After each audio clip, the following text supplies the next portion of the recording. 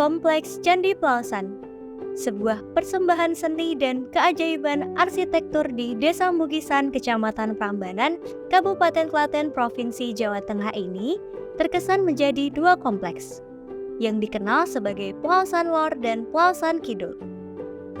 Disebutkan demikian karena saat ini dua lokasi tersebut dipisahkan dengan jalan raya. Dari temuan parit yang mengelilingi kompleks Candi Pelasan Lor dan Candi Pelasan Kidul. Kedua kelompok tersebut merupakan satu kesatuan yang dikenal sebagai Kompleks Candi Pelasan.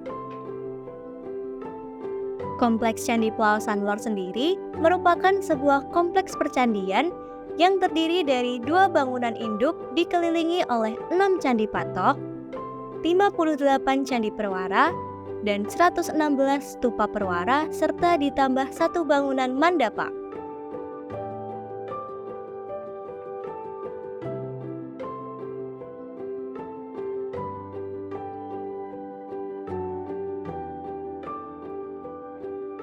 Candi Pelasan dibangun sekitar abad 9 ya. Ini juga pendapat ahli tentang masa pembangunan itu. Nah, kemudian siapa yang membangun juga beberapa ahli mengatakan ada nama Pramodawardhani di situ ya, pada masa itu membangun sebuah candi yang namanya Pelasan. Sekarang ini Pelasan Kidul sama Pelasan Lor ya, tapi sebenarnya memang Candi Pelasan itu merupakan satu komplek ya. Ada beberapa juga hal-hal yang menarik ketika kita berbicara tentang masa pembangunannya ya. Jadi Candi Pelasan itu dibangun oleh Pramodawardhani, kemudian dibantu oleh rakyat Pikatan. Nah, ini juga pendapat ahli ya. Jadi ada interpretasi bahwa pembangunan yang dibantu oleh rakyat Pikatan ini pendapat ini muncul karena ada prasasti yang ada di salah satu candi perwara Pelasan yang mengatakan bahwa rakyat Pikatan juga membangun atau membantu membangun candi ini. Nah, Candi Pelasan ini merupakan candi yang berciri khas agama Buddha atau berlatar agama Buddha yang punya keistimewaan ya. Salah satunya adalah Candi Pelasan memiliki dua candi utama. Itu sebabnya juga pada masyarakat sekitar Candi Pelasan juga menyebutnya candi kembar ya, karena candi utamanya ada dua, dan yang menarik lagi candi utamanya itu juga mempunyai dua lantai ya. Dua lantai itu juga dibuktikan ada beberapa struktur, ada juga jendela ya, lantai 1 dan lantai 2. Nah, ini juga menjadi keistimewaan Candi Pelasan.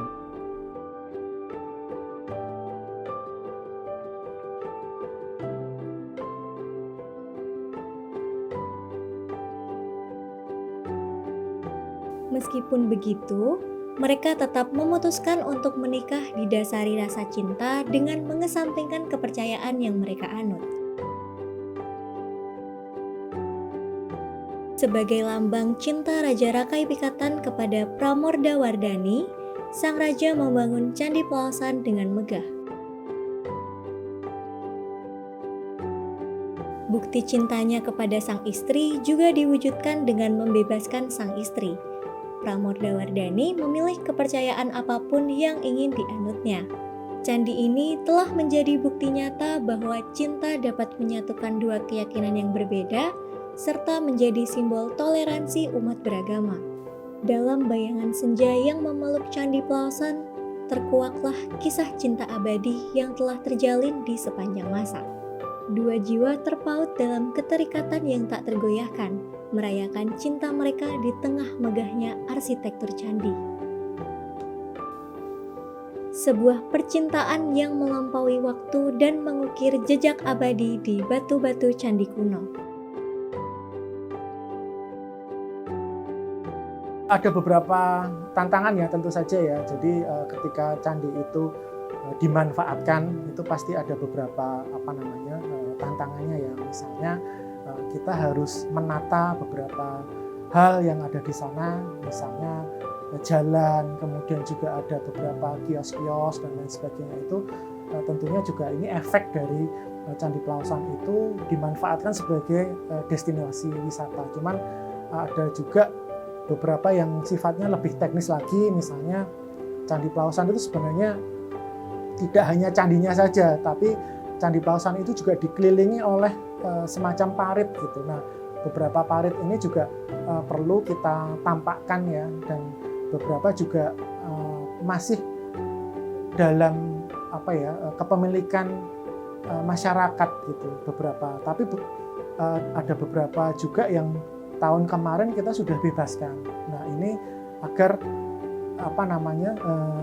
area utama atau zona inti itu bisa tertampakkan. Nah, setelah itu kan ketika kita sudah ada ketemu zona inti, sudah kita bebaskan semua, kemudian nanti ada zona kedua dan ketiga itu untuk acuan ketika kita ingin melestarikan Candi Plausan. Ya, harapannya memang semua yang ditentukan di zona utama itu bisa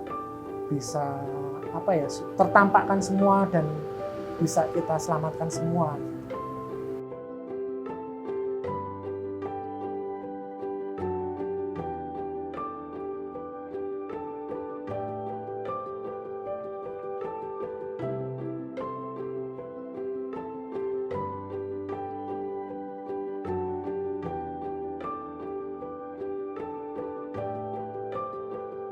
Tentunya Candi Plausan ini ketika sudah dijadikan sebagai objek daya tarik wisata memang ada ada perbedaannya ya. Kemudian dampaknya juga ada yang positif, ada yang negatif ya. Tentunya yang positif itu terkait dengan ekonomi masyarakat sekitar ya.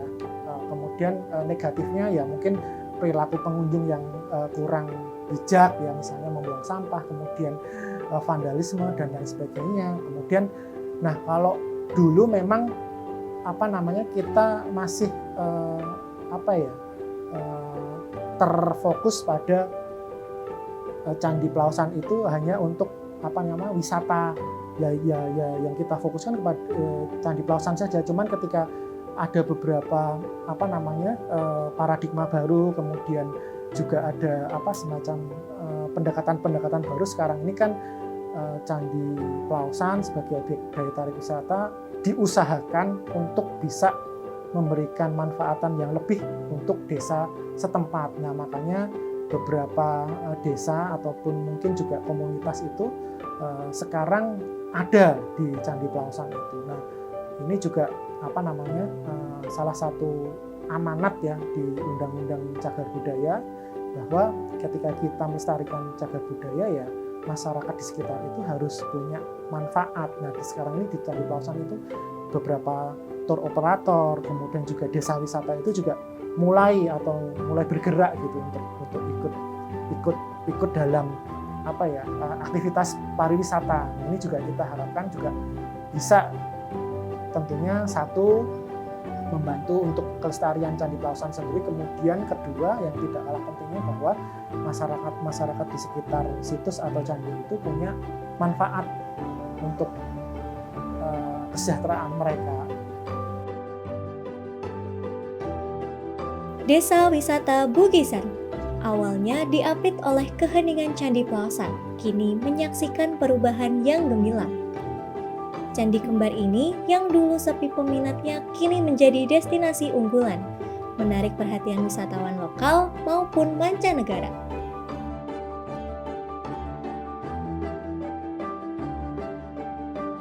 Desa Wisata Bugisan muncul sebagai pelengkap, membuka pintu keindahan alam dan tradisi lokal di sekitar candi.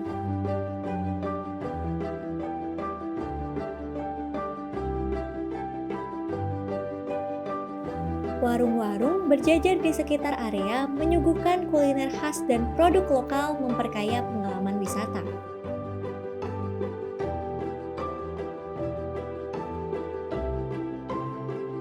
Candi abadi yang terpahat di pelukan Candi Plausan kini meluas, menciptakan harmoni antara sejarah, budaya, dan pariwisata di Desa Wisata Bugisan, mengukir kesuksesan bagi kawasan yang dulunya sepi dan menjadi daya tarik utama.